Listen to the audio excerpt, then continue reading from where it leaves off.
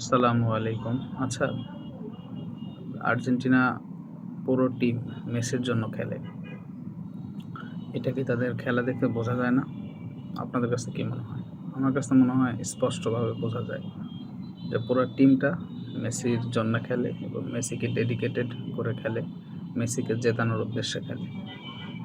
এটা একটা মীমাংসিত সত্য। এটা নিয়ে কারো কোনো দ্বিমত থাকার কথা না, আমি মনে করি।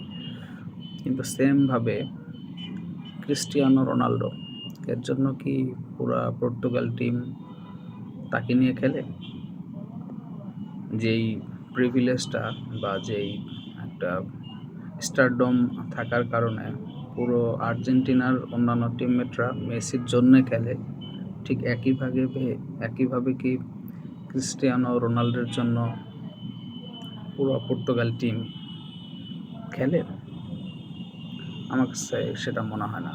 আমার কাছে মনে হয় পর্তুগালের অন্যান্য যে টিমমেট আছে, যে ১০ জন, এরা স্রেফ ক্রিস্টিয়ানো রোনালদোকে একজন দলের বোঝা বলে মনে করে। এটা তাদের খেলাতে একদম স্পষ্ট, একদম স্পষ্ট। এটা আমার কাছে মনে হয়। আপনাদের কাছে কি মনে হয়? এটা একটু কাইন্ডলি জানাবেন।